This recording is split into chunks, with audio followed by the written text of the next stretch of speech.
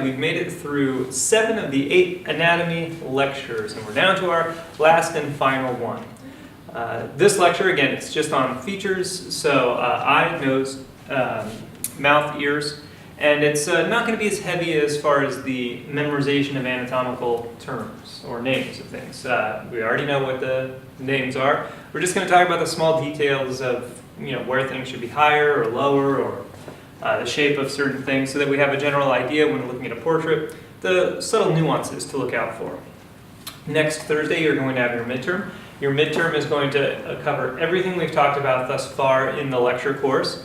Of course, you had the midterm after the first 4 weeks that covered all of those lectures, and something like 30 or 40% of the material from that midterm shows up on the final. So make sure that you study your midterm, study the notes that we took thus far in the last 3 lectures and then this lecture, and you should do just fine on your final, especially now that you sort of have an understanding of how that final, the questions are oriented and formatted. They're very similar to how the midterm was as well. For those working at home, I encourage you to take the final as well that's included and see if you can score our target goal of 85% comprehension of all the material here as well. So let's go ahead and launch right into it. We're looking at eyes, nose, mouth, ears. First feature we're going to look at is the eye. Last week we talked about the fact that the eye socket is relatively square. Within that eye socket is set an eyeball, and an eyeball is relatively spherical. So we need to consider that a large portion of the eye we cannot see, and it resides within the eye socket. But the fact of it being spherical is going to cause shape to certain forms on the eye.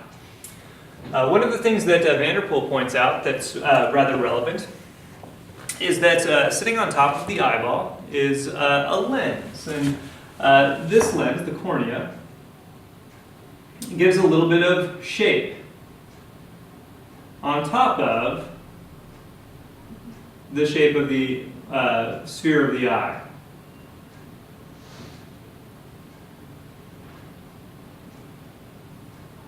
Now that cornea is sitting over the pupil. So as we move, the cornea, the lens moves with it, and as a result, it pushes on the eyelids to some small degree, and it's very, very subtle. So when you do these Vanderpool drawings, you'll have to take special note of where the eye is looking, because as the eye looks in a certain direction, so let me just draw a quick eye for you here, something like this. And then we have our eyelid on top, just like this.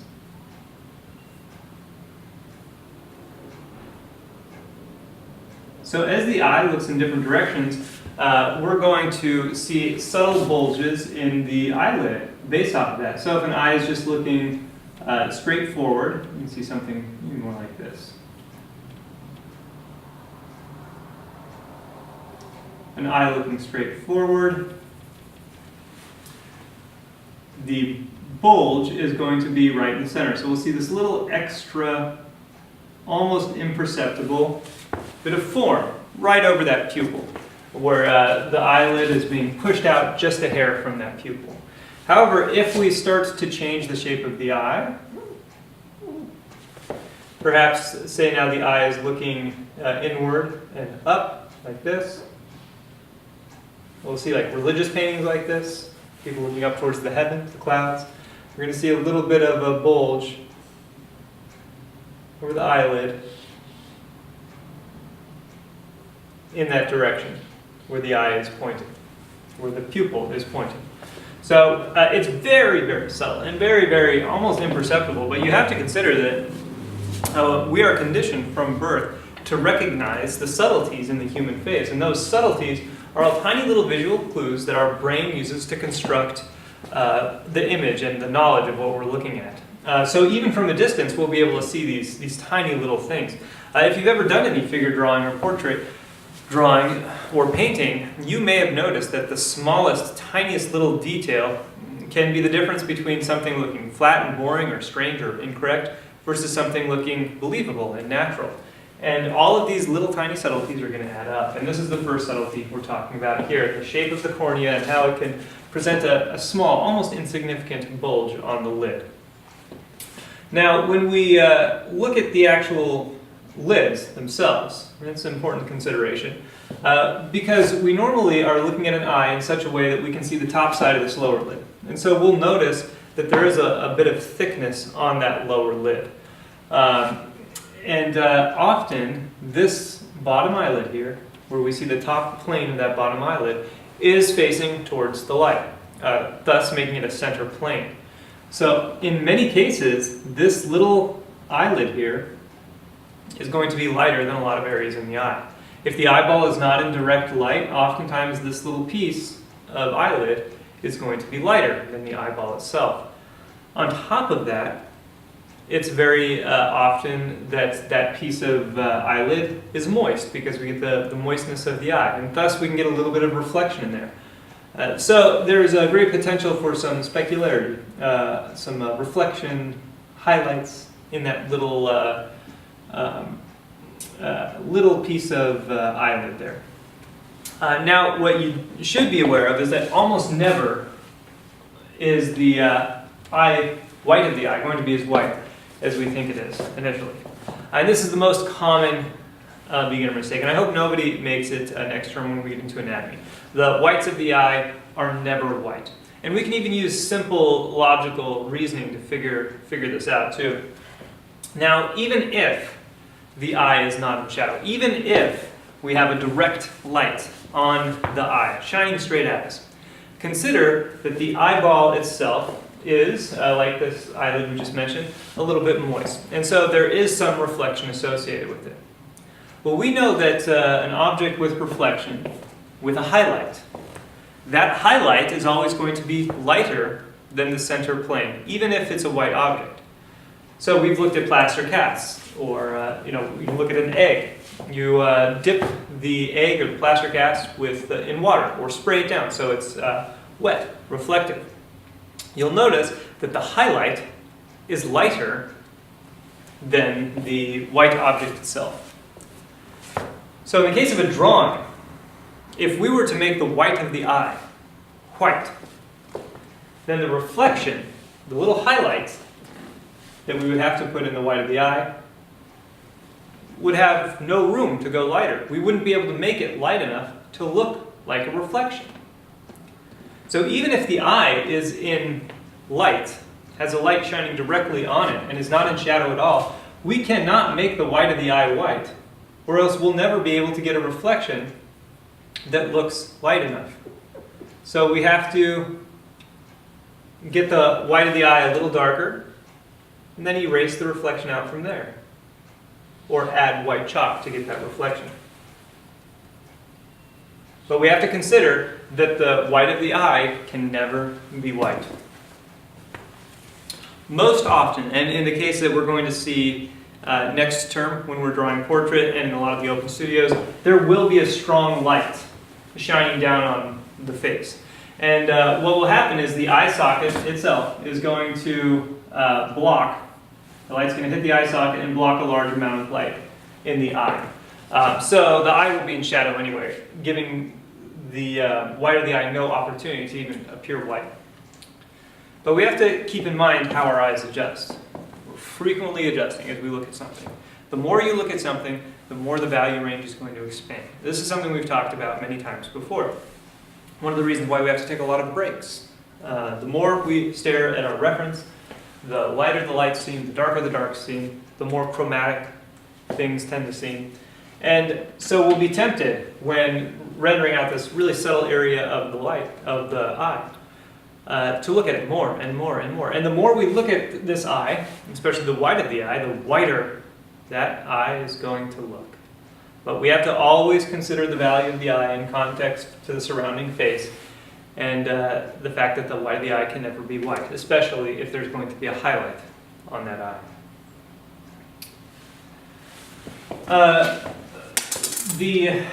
The bottom of the eyelid, as we mentioned, has some thickness. We can see the top of that eyelid on the bottom. The top eye, however, is a little bit different. Now, there's more muscles in the top of the eye. When the eye is closed or extended more fully, it does not have the girth and the thickness that the bottom of the eyelid may appear to have. However, if the eye is open, and the more open it is, the thicker it's going to be. Well, why is that? It's bunching up all of the eyelid into one small area, and thus it gets really thick and has a lot more substance in that small section. So consider that typically when we look at a portrait with the eyes open, that top eyelid is going to appear thicker than the bottom eyelid. Lashes, we're going to consider unnecessary detail that we may add in the end, but consider also that the weight of the eyelashes has to be supported by that top eyelid, so that top eyelid does need to have enough girth to manage the eyelids, or the eyelashes. One last thing concerning the actual eye, or a couple last things concerning the eye. First of all, the interior, the medial aspect of the eye, should be placed lower. The lateral aspect of the eye should be placed higher.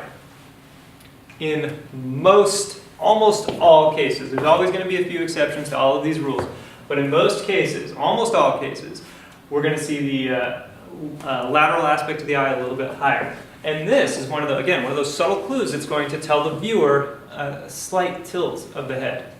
You know, the very slightest of tilts of the head could make those even. It could make the medial and lateral the same level.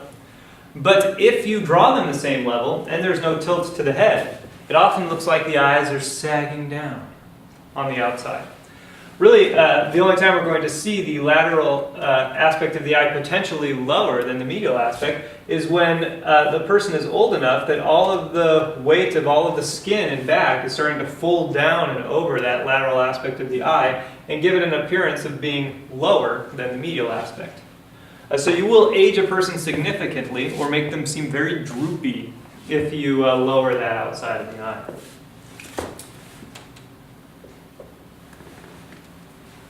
The actual shape of the eye, there's some things to consider. The top of the eye kind of mirrors how we talked about the hand. You know, when we looked at the hand, we said how, in this case here, how it's sort of a dramatic, more vertical curve this way, and then it slopes gently toward the back. The eye is the same way. With the eye, we've got a more steep angle in front, and then it slopes back and gently down to the back.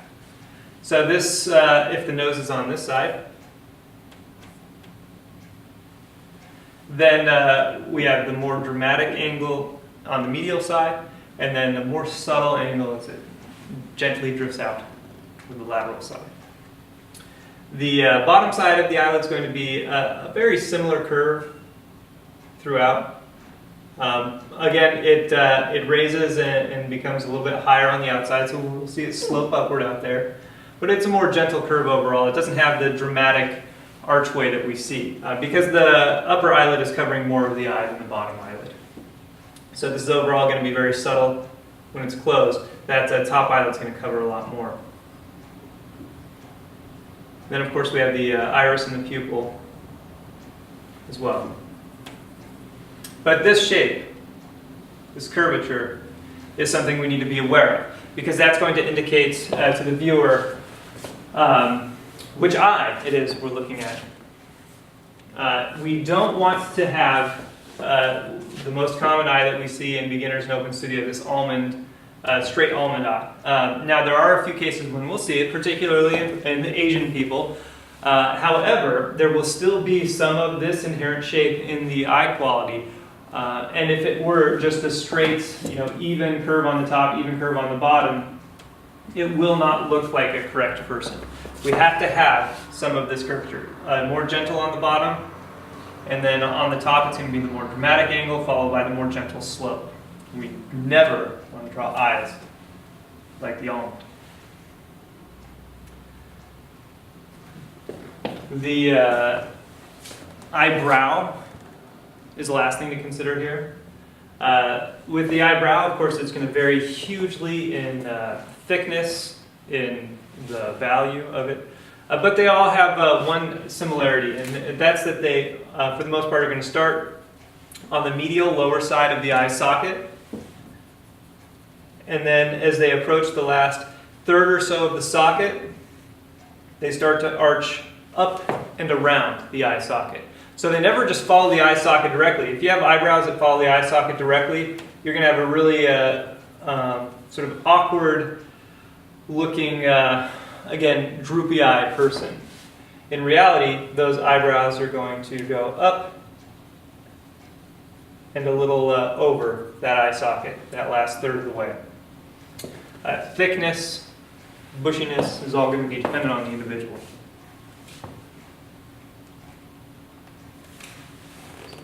Arch up and over.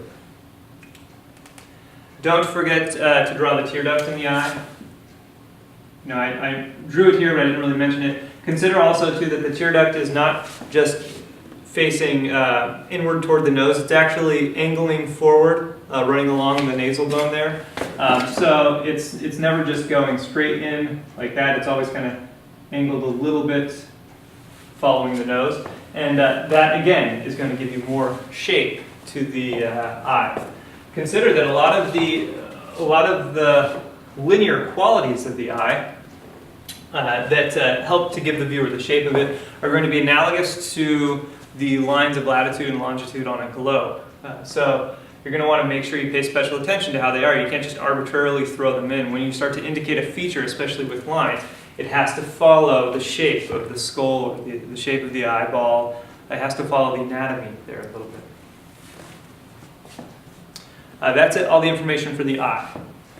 So let's go ahead and talk about the nose.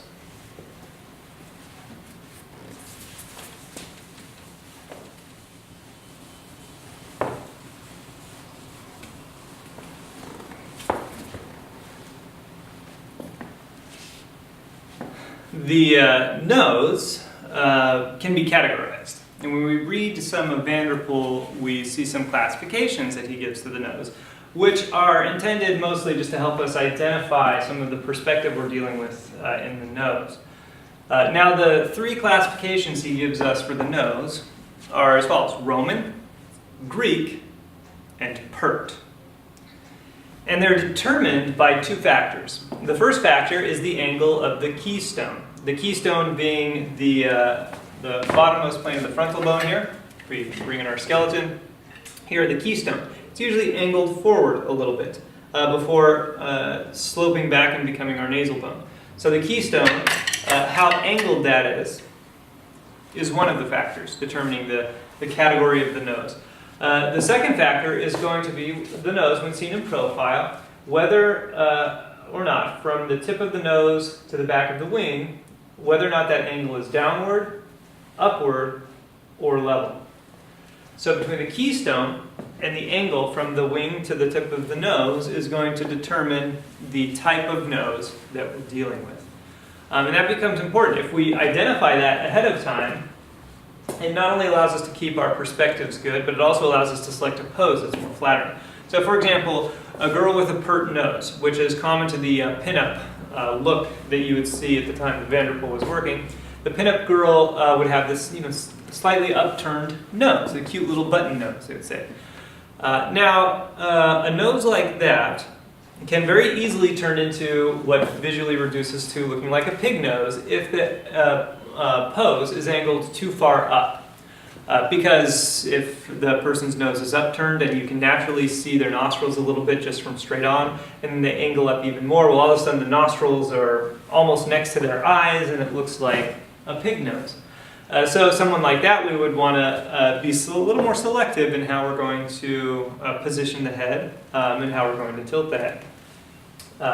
Someone with a very downturned nose, if you angle their head to look down, well, all of a sudden their nose looks like it's pointing extra far down, and it looks like they have a very large beak. So you want to have them looking straight on, perhaps, or maybe even angled a little up. If somebody with a downturned nose is angled up, well, their nose looks like it's more level and becomes a little more natural. So you want to utilize this to be flattery to the sitter. You don't want them to don't want them to look like they have an extra large nose or an extra short, stubby pig nose. And we just kind of think about that a little bit by identifying the nose when they first sit down. The second consideration, again, is the perspective issue. So if we're in the midst of drawing, if the head of the model slips up or down, we can look at the nostrils and determine if they're in the correct up or down position. If we know that their nose is sort of level, straight on, and throughout the pose, by the end of it or by the next sitting, we can see more of their nostrils, well, we know that they're angled up a little bit. But if they had a more upturned nose, then we would expect to see their nostrils the whole time. Or if we can't see their nostrils anymore, maybe they're angling their head down too far. So we're going to use that, the ability to see the nostrils, to determine if the model's head is in the correct up or down position. And then also, again, to select a flat position. So let's categorize them straight up, the way Vanderpool does. And if you read the Vanderpool book, it's in here as well.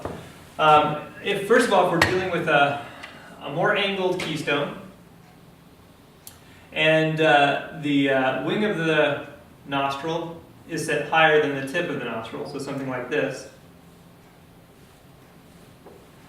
we get what Vanderpool refers to as a Roman nose. A Roman nose. So, again, more angled keystone here, and then this is angled downward from the wing to the tip of the nose. The second is what we're going to see in most Greek classical sculptures, and that's a keystone that's almost straight up and down, and then a nose that's going straight back and forth. And this is called the Greek nose. A lot of the noses we see in old sculptures are like that. The keystone has no significant angle, and then the nose is just straight back from the tip of the nose to the wing of the nostrils. And then the last one I mentioned is pert. This is sort of our pinup. This is a slightly angled keystone, not too much, just a little bit. And then going down to a nose where the tip of the nose is angled a little bit higher than the back of the nose. So that's our pert. Now these will be obviously any size. They can be any size. And there's also always going to be varying amounts of angles down or up. And sometimes we mix and match. When we start to get people of different cultures coming together, obviously the classifications can mix up a little bit. So you might have a Roman keystone and a Greek nose, or a Roman keystone and a pert nose, or a Roman nose angle with a pert sort of slight angle of the keystone. It just depends. But we can consider that if we can identify ahead of time what type of nose we're dealing with, classify the nose, then the angle of that keystone and then the ability to see the nostrils will really help us get the model back into position. So we're going to think a little bit about those angles. Aside from that, we can construct a nose based off of the basic knowledge of the cartilage. So if we consider that we'll go for a nose from the front. So our nasal bone comes down here, and so we'll imagine this is our nasal cavity. So this is our nasal bone. We can build some cartilages on top of this nasal cavity to get the structure, the basic shapes of the nose. And this is important because a lot of times people make the nose too flat or too wedge-shaped. But we have to consider that within the nose, even though it may appear smooth and very unshapely, there are a lot of subtle forms. And again, these subtle visual clues that we need to pick up on to create a successful portrait. So we're dealing with cartilages, and we'll keep in mind that the nose is very symmetrical, so there's going to be a set of cartilage on one side and then the same set of cartilage on the other side. and there's a crease running right down the center. And it's a very subtle crease, and if you look closely, especially at the tip of your nose, you can often see that little cleft at the very tip of your nose that marks the division between the two cartilages. So we'll start at the top here. The first is called the upper lateral cartilage. And the upper lateral cartilage is this wedge-shaped cartilage right below your nasal bone, just running along the side, and it just feeds right over towards your zygomatic arch there. So that's our first cartilage, right underneath the bony projection of the nasal bone. And it's one on each side. Now, the cleft of the upper lateral cartilage here is not easy to see, or not as easy to see as the next one, which is the lower lateral cartilage. And the lower lateral cartilage makes the ball of the nose. Now, depending on how full it is, will depend on how ball-shaped it is or how angular it is. Some people have very angular noses. So we're going to see this. It's our lower lateral cartilage there.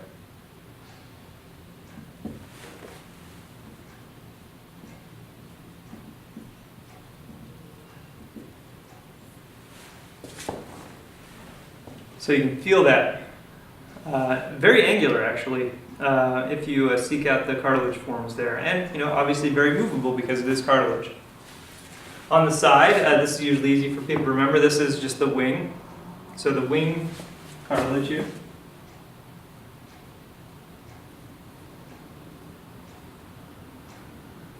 Depending on the person, it may stretch very wide or may be very close to the nose, depending if they have a wide, broad nose or a very thin nose. So that will vary. But we need to make sure we have one on each side. Now, if we're to imagine that we're looking slightly up at the model so that we can see their nostrils, we can notice that the wing here is creating the outer boundary of the nostrils here.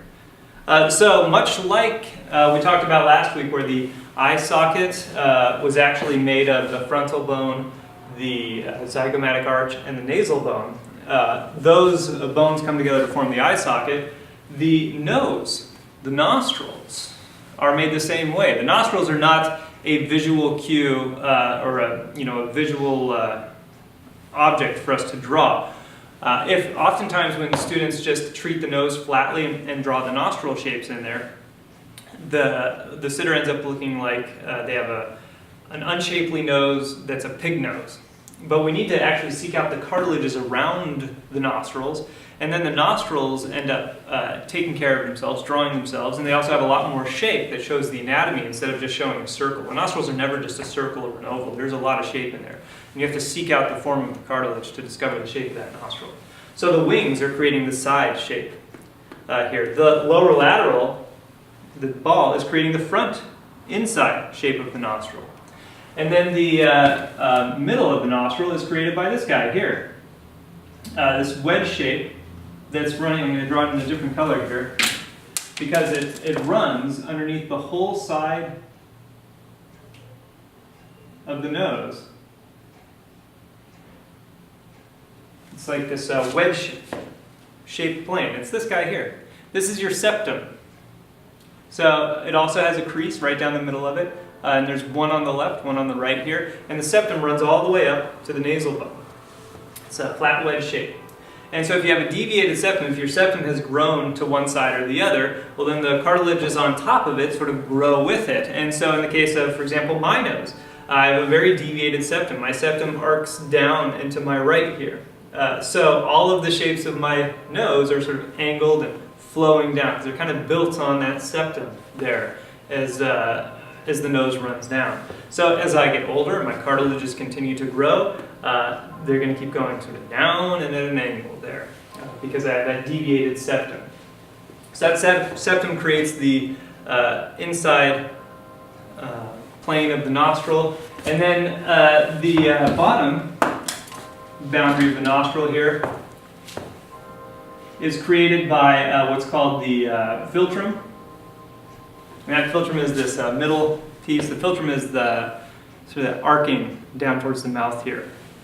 But that creates, gives us our front plane of the, or bottom plane of the nostril. So we can see that the nostril ends up getting all of this shape here. The septum ticks back, the lower lateral loops over that, and then it connects over here to the wing, which angles down and then dissipates.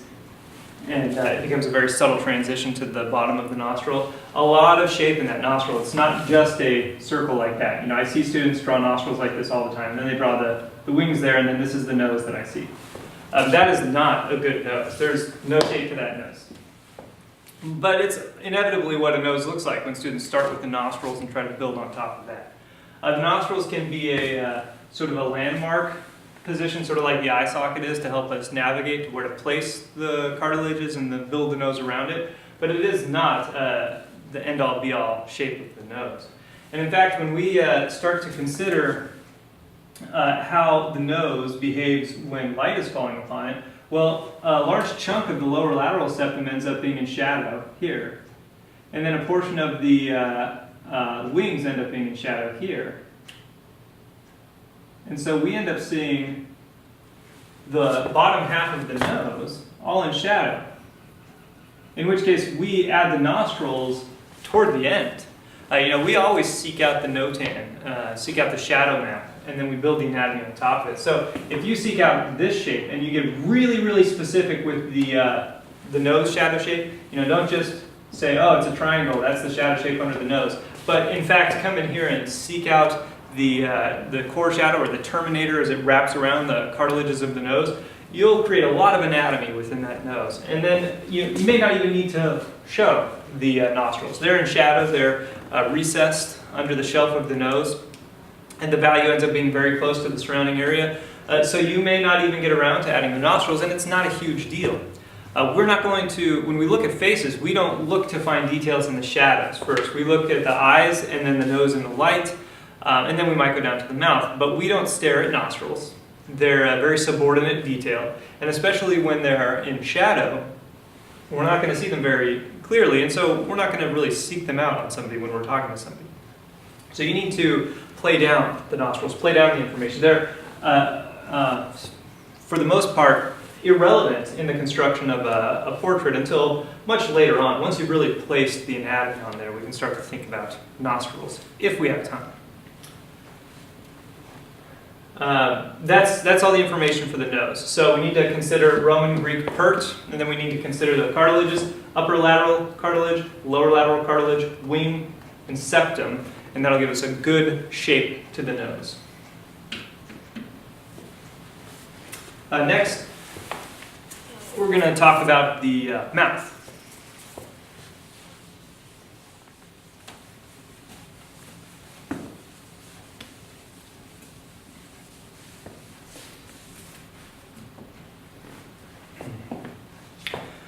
So when we talk about the mouth, we're not looking for specific cartilages, but we are looking for some basic shapes as well as some alignments.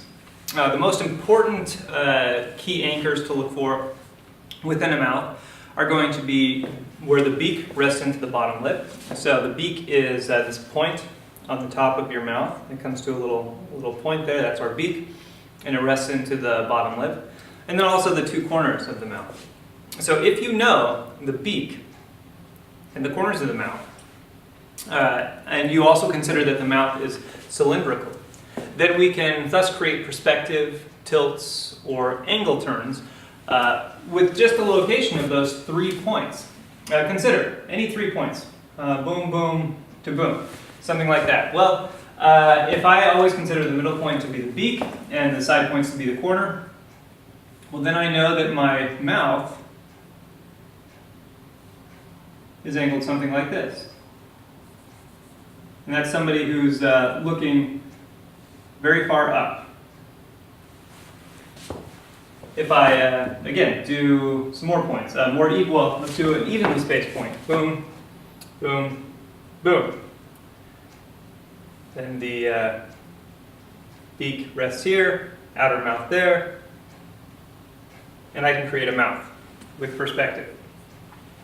One important thing to consider is that the outer corners of the mouth here should be set lower than the inner corner, or the beak. So the beak should always be up, and then the outer corners set a little lower. That is our standard orientation for a mouth that is straight on. So obviously that will be different for a mouth that is tilted, and that's how we can start to see when there's perspective in a mouth or perspective in a head based off of how the mouth is situated. So all these little clues are going to come together. The shape of the skull, or the shape of the eye socket, remember, is square. If the head is tilted down, then it's less square.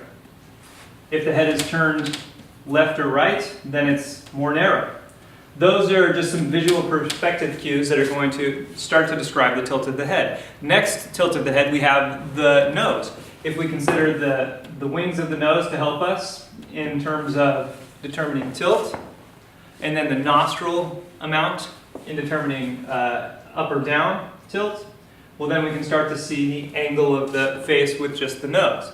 And then the mouth is going to be the same way. We consider the corners of the mouth and the beak of the mouth to create the tilt or the turn of the head. Now, all of these things have to come together, and that creates the perspective of the head.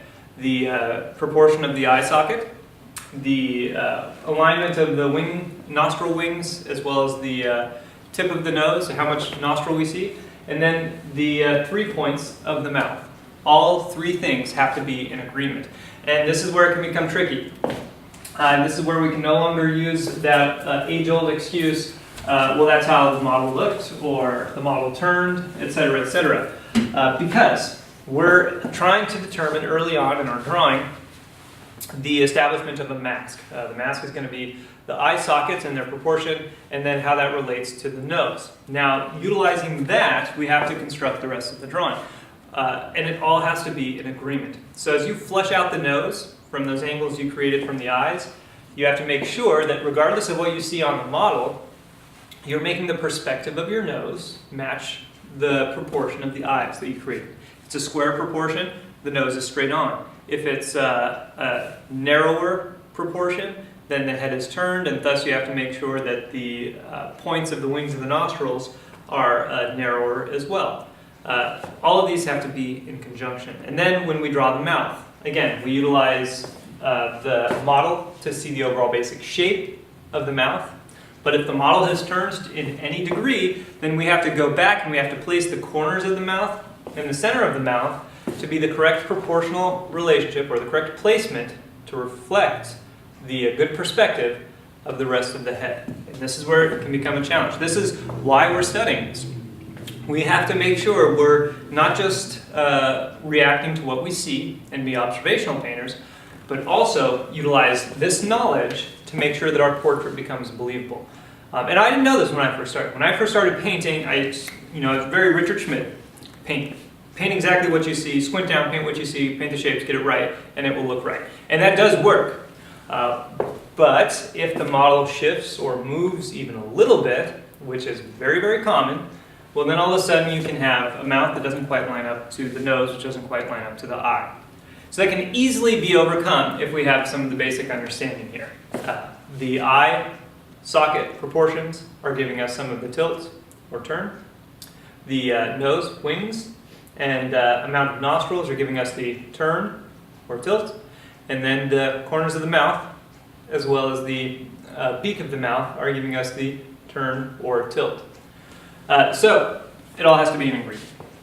All has to be in agreement. So the overall shape of the top lip is that we have the philtrum here underneath the nose. So you can see through the nose here.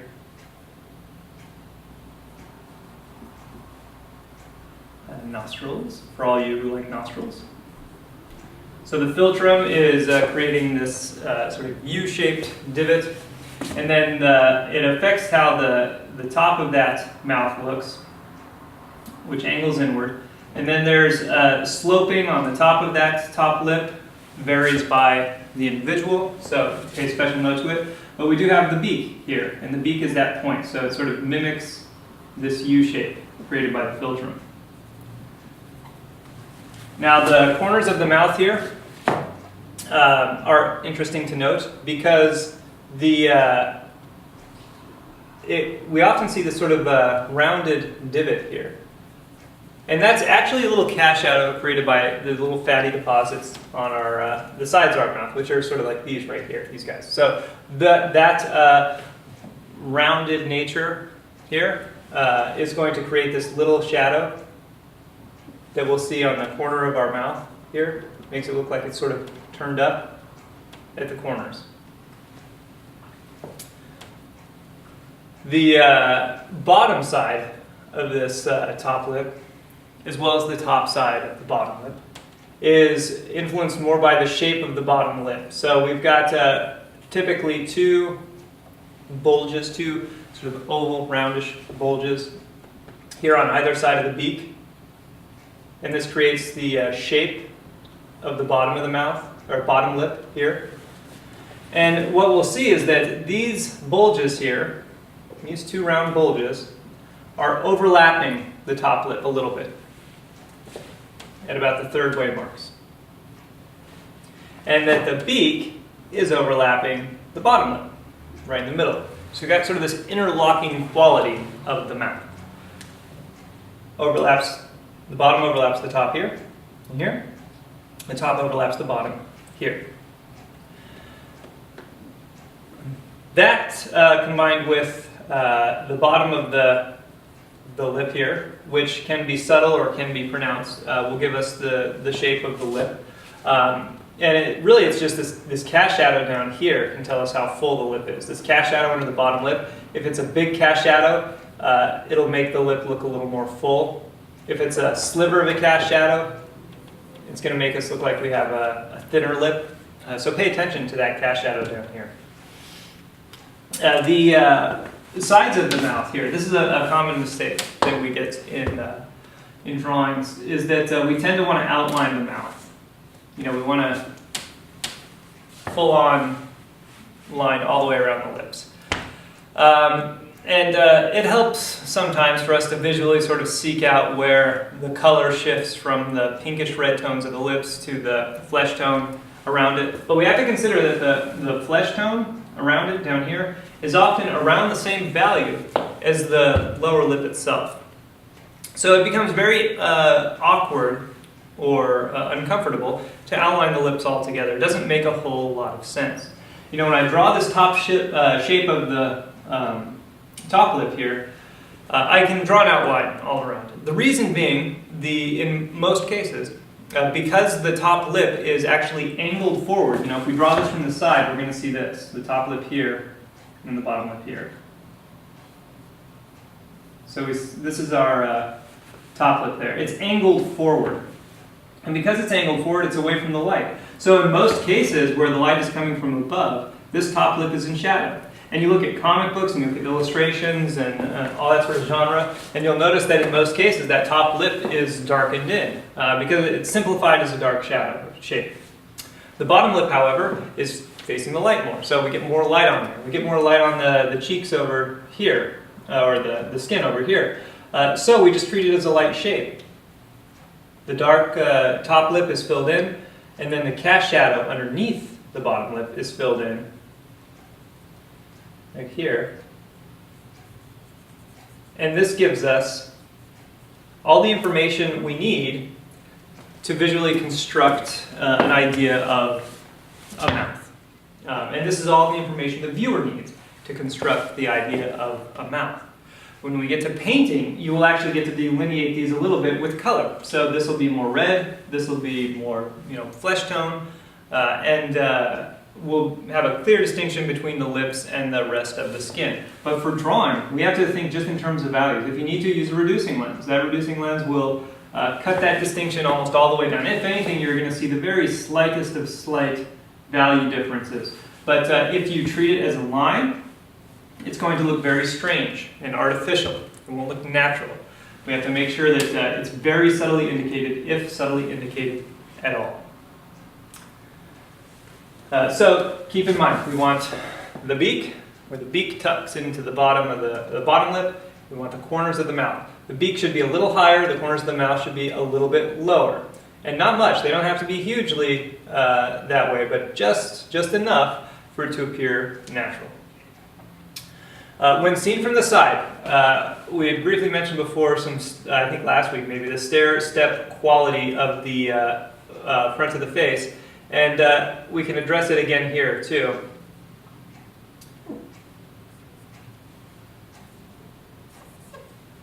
We talked about the construction of the skull, but when we add the lips on top of it, we'll notice that the lips protrude even further from the skull than just the skull did. And so, for example, here we have to consider. Let's see, go all the way up here. The nasal bone came to about here. Now, the nasal bone was the furthest. I can draw this in red. The nasal bone was the furthest projecting point here in the skull. So we have to consider that if the nasal bone came out to here, the bottom came out to around here.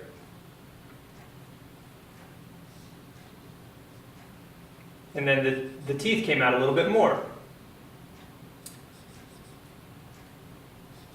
I think it was like this. There we go. And then the teeth came back, and then we ran into bone back here. We also had to consider that the teeth met a little bit lower. So the teeth met at a little above the halfway point. So it's going to be down here.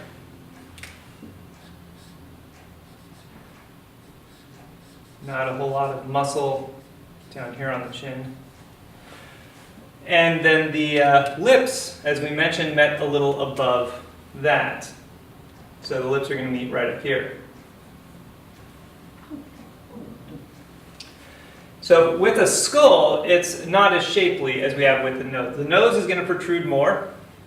And then you'll notice that it's going to stair-step down. It's going to go back and down to the top lip. And then that bottom lip, in almost all situations, not all, but almost all situations, is going to be set back a little bit from the top lip. And then that's going to create a shelf over the chin. And so we have to make sure that in a profile portrait we capture this stair-stepping motion.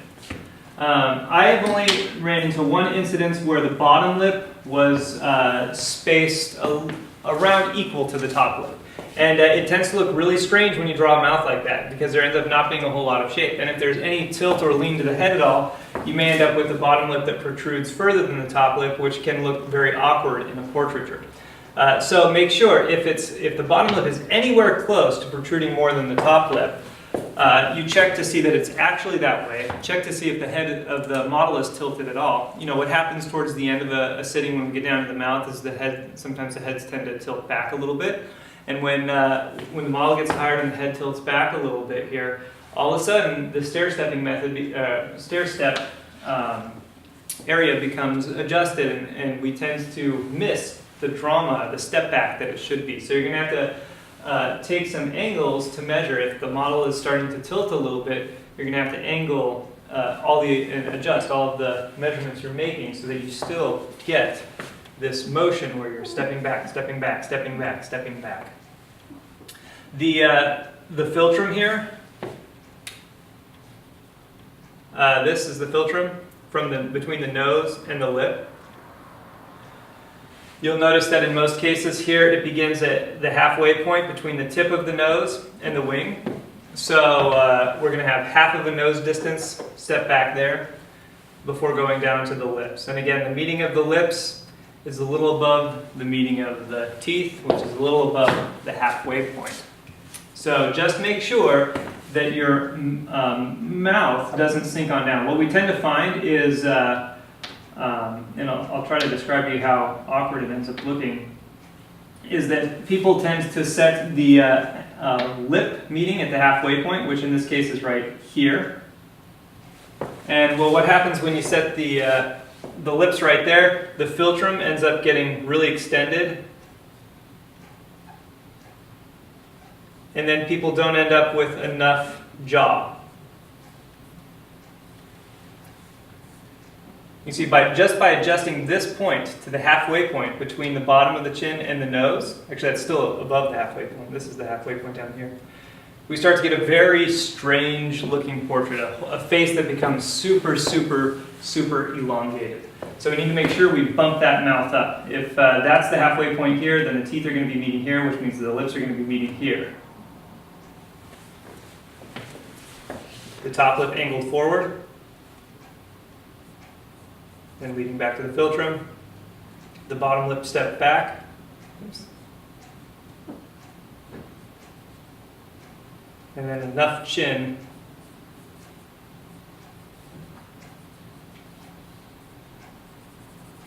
and then we'll get a mouth that looks a little bit more natural. Always take measurements, but keep in mind that you can't violate the placement of the mouth. It has to be placed accurately or else you'll get a very awkward portrait. Even this, still, it might be placed a little low, and so it feels a little uncomfortable and awkward the way the mouth is sort of sliding down the face. So pay special attention to this idea. Look for the halfway mark between the bottom of the nose and the chin, and then make sure your mouth is placed well above that. Most people will use the eye socket as a unit of measurement or triangulate off of the nose. In the case of a profile, you go off the wing of the nose and off of the back of the eye, and it'll give you an intersection for the corner of the mouth, and you can utilize that to help you place that mouth as well, along with your comparative measurement of the eye socket. That's it for the mouth. Then we'll briefly touch on the nose and we'll be all done. I'm sorry, the ear. We'll briefly touch on the ear and we'll be all done.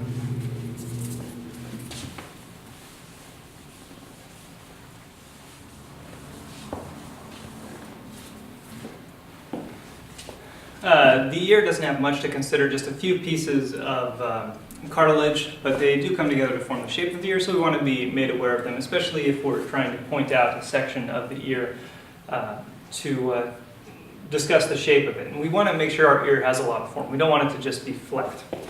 Now most people do a pretty good job about understanding the shape of the ear is not just a sort of rounded C shape or anything like that, but we do have some shape to the ear. And it's a little more angular at the top and a little more rounded at the bottom. But we'll identify what these cartilages are that we're looking at here. First and foremost, we have this ring that goes around, or rim that goes around the back of the ear and sort of dissipates toward the bottom. That ring is called the helix. And the cup shape of the ear, just running all up along in here, is called the antihelix here. Makes the bulk of the satellite dish shape of that ear. Running down as well, we have this guy here. This is called the tragus. Some people get this pierced. The tragus is the hole, or the flap of cartilage covering the whole of your ear. So it does have an important function to keep everything out of that ear hole. And then we have a little shape in the back here, a little piece of cartilage that's called the antitragus. And it's going to be just adjacent to the tragus here. And in some people it's very pronounced, and mine's fairly pronounced. Some people it's very, very subtle, and it looks like it just flows into the cup of the ear here. Last little bit, everybody does a pretty good job remembering this one. That's the earlobe. And the earlobe is just the bottom portion of the ear here. It's going to vary in shape by individual, obviously. And the important consideration is that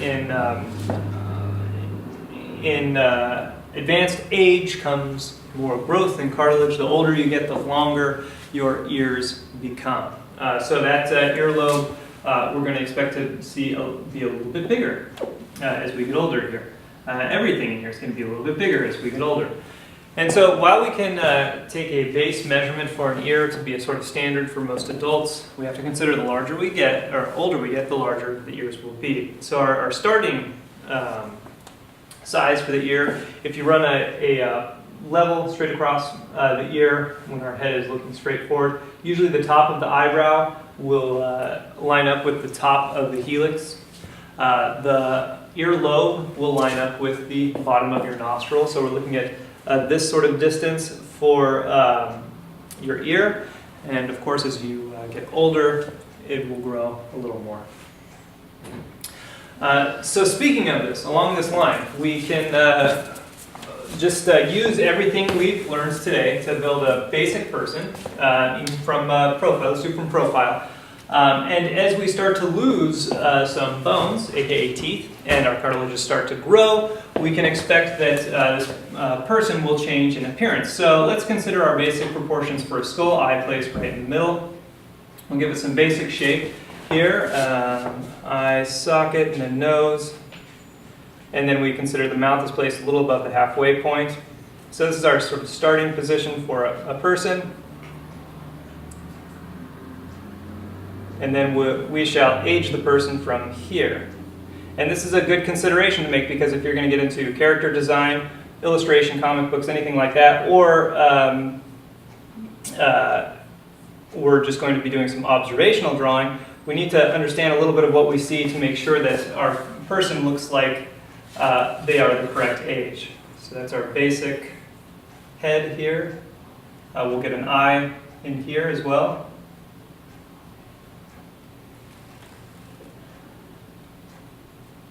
And then the eyebrow. Now we talked about the idea that the eyebrow is wrapped back and around the eye socket, but as we get older, we're going to get a more skin, more sagging towards the back of our eyes, so that back eye position is going to lower a little bit, that eyebrow might lower a little bit as well. We can consider that the cartilage of the noses are going to grow and extend, and we're going to go from in this case, this is a very basic Greek nose, and we're going to extend it out. It's going to end up looking more like a Roman nose as we get older.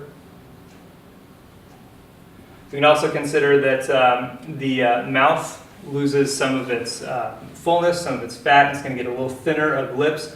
And then on top of that, we're going to lose some of the teeth. So now when we drew the skull underneath, the teeth protruded forward a bit. Well, we no longer have the teeth. So the maxilla and the mandible are going to meet, and it's going to appear that it's set very, very far back. And we have very thin lips to boot. And it's going to appear as though we have almost a straight diagonal line from the philtrum here, going down, a little bump for the mouth, and then going all the way down to the chin. We'll pick up some extra skin down here as we get older, a little more sagging. And all of a sudden, we can start to describe someone who went from a normal age to a very old person. And if you start with a Roman nose, starting something like this, then you might end up with even more cartilage on the nose, so something like this. In the Vanderpool book, when you draw the Vanderpool book, there is one illustration of someone who looks almost like a witch, with this big, long nose and, no teeth in there. And it seems to defy the logic of what we've set up for our positioning of anatomy. But we can see as we get older, we lose our teeth, the cartilages grow, the skin starts to sag around the eyes and the eyebrows, the lips become less full, the skin starts to sag, and we go from a very young person here to a rather old person. Then we can even throw the ears in here. Normally the ears would end right here. As we get older, they're going to be a little longer, so we have this nice sagging cartilages for the ear. And so we went from a person in our 30s to a person in our 80s or 90s. And that's how we can use this idea of anatomy, understanding what happens with anatomy as we age, understand the placement of anatomy, to make sure that we're not only drawing someone in good perspective with the right tilts and angles, but drawing someone who is the correct age.